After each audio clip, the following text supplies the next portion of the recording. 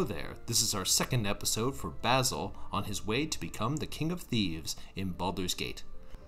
Last time, we met our hero Basil, Gorion's ward, who lived at the Library of Candlekeep. He left last night and was attacked. Basil is now on his own on the road east of Candlekeep. We're going to pick up Zar and Montaron before fully going solo. We need them for what we're about to do. And as mentioned last time, we want Basil to solo early in this game in order to earn as much XP as possible.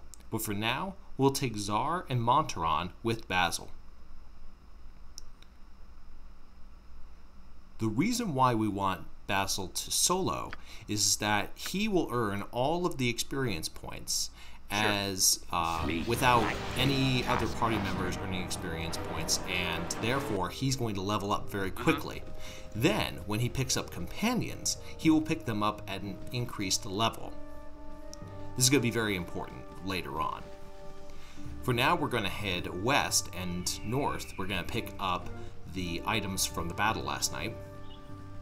This includes the magical belt, which the party can identify and sell later, along with some other items that we can grab for cash.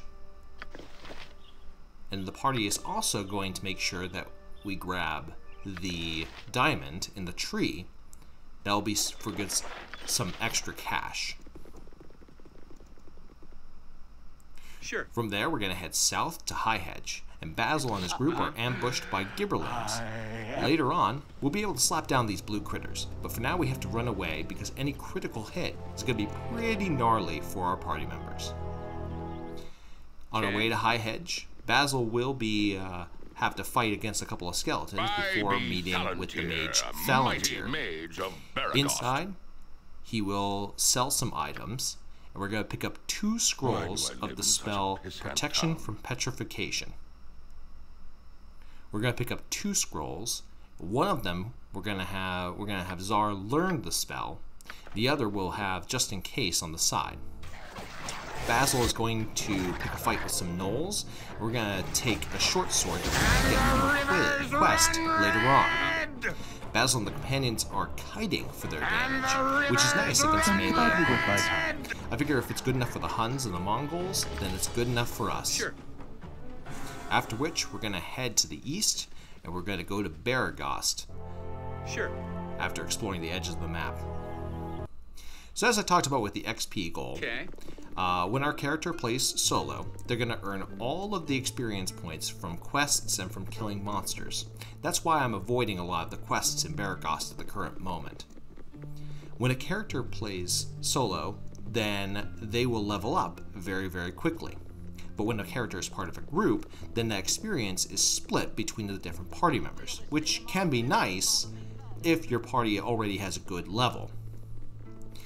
If you recall my run with Etienne, he was always traveling with companions, so he's always splitting his experience and not getting to level 2 until failing the first time in the Nashkel mines, and then not reaching level 3 until hitting the bandit camp. And this resulted in Etienne and his party dying fairly easily. So, as long as a solo character can survive, then they will earn XP and levels very quickly. So Basil and his party are first going to go to an area that has creatures with a large amount of XP. But we need an arcane caster in order to cast a protection spell to allow us to survive. So we're going to go to Beregost and then to the temple to the east of Beregost. For veterans of the game, you know exactly where I'm going. But I'm going to explain all my steps along the way. For now, we're going to run into Ashen, who is just a complete snob every time we talk to him. No matter what our response is, no matter who we respond with, he will be just an absolute snob. This causes me to really have a strong disdain for people from Waterdeep. Like, I've seen Baldur's Gate, I've seen Neverwinter, I've seen Athkatla, but people from Waterdeep are just the worst. So this is Rochelle. She comes from one of my mods. I honestly am not sure which one, and I'm not sure how she, what we're supposed to do with her. I think she's from the Extended NPCs mod, but, you know, if you have any idea of what our interactions are with Rochelle, other than getting a little bit of additional information, leave a comment down below. I'm really interested to know.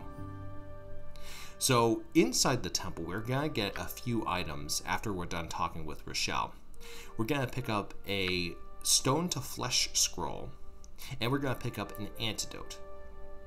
I'll explain why we're going to get those items in just a little bit, but they're mostly for in case of emergencies. Sure. Welcome. The traveling adventurer is never As turned always, away you can from a also do house your of healing Lothar. here if need be. And it's nice because we actually have a lot of gold that we can afford to spend our money on. So we're going to talk to this gentleman up here who is so drunk that he thinks that he's a lich. That's adorable. Although I don't know how well I can relate, because the biggest illusion I've ever had when I was drunk was that I could flirt with women well. Joke's on me, I can't even do that sober. Oh. Well, Basil doesn't really have that problem. I mean, he is a diamond of a man.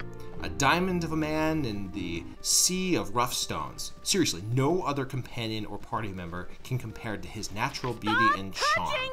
Before continuing, I'm going to make sure Zar has one memorization of protection from petrification, and then we'll head east.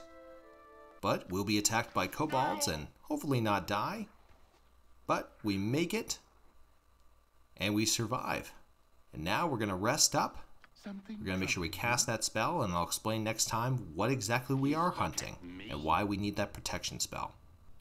With that, Basil and his party are going to rest, and that'll call it for a day. Next time, Basil is going to go hunting for the most dangerous prey. No, not man. Something deadlier. Feel free to like, subscribe, check out my other content, and if you like what I do, leave a comment down below. Until then, take care and good luck. We're all counting on you. Voice is ambrosia.